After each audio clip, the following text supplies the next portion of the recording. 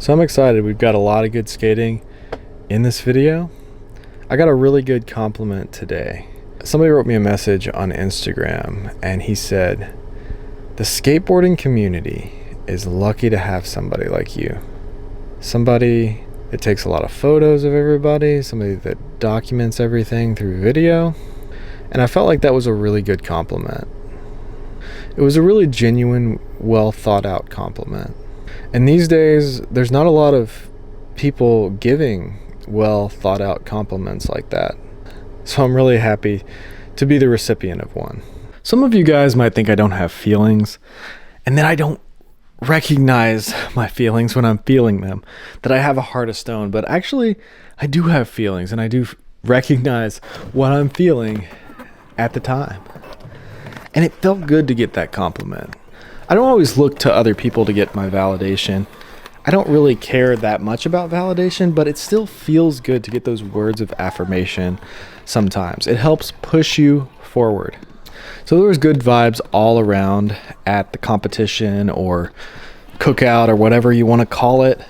Everybody had a great time. The good thing about this ramp downhill is nobody really got hurt because it's so soft with the grass underneath.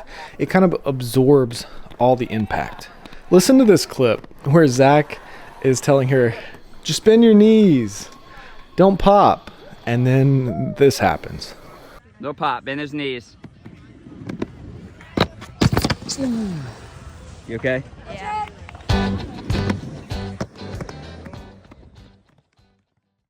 So this video is not going to do as good as the video that was about fighting versus skateboarding, because nobody's going to be arguing in the comment section, so it's not going to generate a response from the algorithm like that video did. But leave me a comment about what inspires you to skate, why you skate, why you started skating, and maybe we can trick the algorithm into thinking that we're arguing about like China or politics or something, and it will actually push this video. So one thing that's really helped me as a skateboarder is having a YouTube channel. You know, it pushes me to get out there and make content and skate every single day. But is it worth it? Like, is what Dan Webbs and Gifted Hater does on the internet, is that worth it? Well, not if you were in LA. If I was in Los Angeles, wow, my voice got really like fake. I think I've been watching too many camera review channels. If I was in LA, I would probably not be a YouTuber, especially a YouTuber that makes fun of professional skateboarders. Like, if I saw those people on a daily basis, it's hard enough to survive in LA without getting mugged already. You don't need to add reasons for people to mug you. Has skateboarding been dying, or is it just splitting? Because it seems like these days, there's a million different companies. Every halfway decent skateboarder has their own board company these days. Most of the guys at this competition have like their own company. So nobody can really make any money with their company because everybody has their own company. So only like their grandmother and their ex-girlfriend is buying t-shirts from them. Think of skateboarding like you think of surfing. You know, popsicle decks are actually better at transition than fish-shaped decks. I think having a straight rail on the side is better for locking into your 50/50s if you lock in heel side in a mini ramp. But wider trucks are definitely better for locking in to 50/50s. I think Thunders are the best for locking into 50/50s on coping, especially if you lock in heel side. I think Indies are next, and I think Ace and Slappy are a little bit harder to lock into 50/50s just because they turn so much and you can get wheel bite in your 50/50s. I think it's better to have bigger, harder wheels when you're skating ramps, and you can lock in a little better on 50/50s. I think this video is just going to be random. You ever notice that most of Gifted Hater's comments are negative? It's like he's being negative, but everybody loves him so much, but yet most of his comments that he gets are negative. No wonder he gets burnt out so much. I know the YouTube, Skater League, YLS, those videos are amazing. That one video, actually, there's only been one. But that's going to be a good series, and those comments are positive. But most of his videos are just little kids complaining about stuff. I do wake up every day excited to skate. Do you guys wake up every day excited to skate, or like get off work excited to skate? Is skateboarding a chore, or are you still excited to do it every single day? One good thing about Dragon wheels, this is random, but they're really fast, even when they wear down and they're really small. So I was skating at Georgetown Park, and I was flying around that park, and the kids were like, how are you going so fast on such tiny wheels? They didn't realize I had Dragon wheels. And I almost think Dragon wheels are faster when they're worn down. Maybe that's just me and at that park, but I feel like I'm able to skate faster because I'm not as worried about running over a pebble or, falling, because the hard little wheels are very hard to skate fast. I get that. Sometimes people say, why do you waste so much time on YouTube?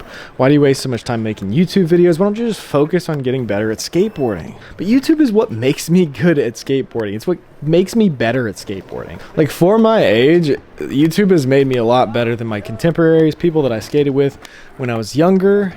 They just don't have anything to push them. They work and they play video games and they just don't get out and skate. Like, these days I'm better than people I skated with growing up who were sponsored by skate shops and stuff, because they either got hurt really bad or they just kind of burnt out. And they didn't have something that continually inspired them to go out and skate. YouTube is like really addictive when you start growing a little bit on there. Like, people that I skate with as a kid, like my YouTube channel, my skating, it kind of grew bigger than the whole scene of who I was skating with. I've had more hours of view time than like any other skateboarder in this state that I know.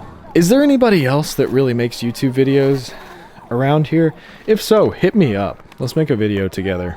Like, somebody that really makes videos, like over 10,000 subscribers. Don't you love it when you get those comments from people that have like under 10,000 subscribers and they're like trying to tell you how to run your YouTube channel and what you're doing wrong, but they're trying and they only have like 400 subscribers or something? There's this dude, John Clements, lives about 40 minutes away or something, and he's got a lot of views on his Thrasher parts. He's pro for Darkroom, but it still doesn't really come close to like all the views and the hours of watch time on this whole channel combined. So it's kind of cool that if you can get more views than a professional skateboarder just by making YouTube videos, when I'm not really that good. I can skate good if I really try and lose a little weight, really push myself, but on these videos, I just kind of goof around. I don't even do tricks half the time in the videos. Even if I didn't make any income skating, I could never imagine my life without skateboarding. That's just what I do to relax. It's kind of like yoga. It's like stretching. It's like meditation, except not like demonic. It's relaxing. It takes the stress away. I remember when I was really young, I used to get out of school and go jump on the trampoline, and that just like brought my levels down. It just relaxed me. That's what skating does after work. I've seen so many people fall off and quit skating. I just couldn't do it. I can't imagine that. They still love it. They just do other things for exercise because it's quicker or easier. They can't get hurt because they have to work. That's a legit excuse, but I just can't imagine doing that. Get an office job where you can sprain your ankles and still go to work. You ever realize skateboarders are good looking guys? I took some photos of the guys at the skate park and they all turned out so good. These guys could be models. And you might disagree. You're like, they're just some scrawny skater dudes. But models are just some scrawny skater dudes too. Like Evan Mock started modeling for Calvin Klein, got on Gossip Girl. Dylan, super good model too. There's a lot of other ones. I don't remember their names. Sometimes people say, how does this affect you? You guys realize it's selfish to only have opinions on things that directly affect you. You should also care about things that affect others. Your skateboard setup matters. The more I skate with different people, the more I realize the kind of setup you have in the skate park or the spot that you skate at affects the kind of tricks you do and affects how you grow as a skateboarder. When non-skaters watch you skating, they don't know what any of the flip tricks are called. They see them as the exact same trick. They just say, oh, he did a flippity-doo. Oh, another flippity-doo. This guy only knows one trick. All he can do is flippity-doos. If you're trying to impress a non-skater, just do your easiest flippity-doo. And a shove it counts as a flippity-doo. I skate my decks for a long period of time. A lot of the time I have a skateboard deck that's not capable of doing all the tricks that I'm capable of doing. I'll skate a deck for 6 months sometime. The deck won't have any pop. There's definitely flip tricks that I can't do on that deck that I could do on a new deck. But I still skate it because I'm cheap. So a lot of times I'll leave my trucks really loose. And there's a lot of tricks that I just can't do with loose trucks, like pressure flips. But I like the comfort and the ability to turn that I get from loose trucks. It feels easier on my joints to have loose trucks and soft wheels. Like I can't do a pressure flip with loose trucks. There's even flip tricks that I can't really do. If I wanted to do all the tricks and be a good skateboarder, I'd probably skate Thunders with a small board, small wheels. That's my ideal flat ground setup. I know Bendigo has been skating Ventures, which are basically the same thing. They're a little more Thunder than Thunder. But most of the time I'm skating bigger boards with loose trucks, dragging wheels. I'd like to have some hard wheels, sometimes for certain tricks, grinds, but soft wheels just feel so much better cruising around, skating the street, or even just skating the park at night after work. I enjoy the squishy softness of a squishy soft wheel. Most of the time when people say, hey, you want to play a game of skate? I know there's a lot of tricks that I can't do, I won't be able to do. Like I really like those fish-shaped boards from skateshred.com. The ones that are 9 inches with a 15-inch wheelbase. But I have to get away from that because there's certain tricks that I just can't do on those boards. Especially if they involve the nose, like nose slides or anything off the nose. I don't like the nose on those boards. I really like the tail. So I actually ended up selling those boards to John Jennings for his VHS skate shop. I'm going to move to different shapes, maybe popsicle decks. Something I can do more stuff on. I got some Bones Formula X wheels for a review I'm going to do on this channel in the future. So I brought a couple different boards to the skateboard party with me. When I was skating the mini ramp, I was skating a bigger board with bigger, harder wheels. And when I was skating the little quarter pipe, I was skating a smaller board that works better for that ramp.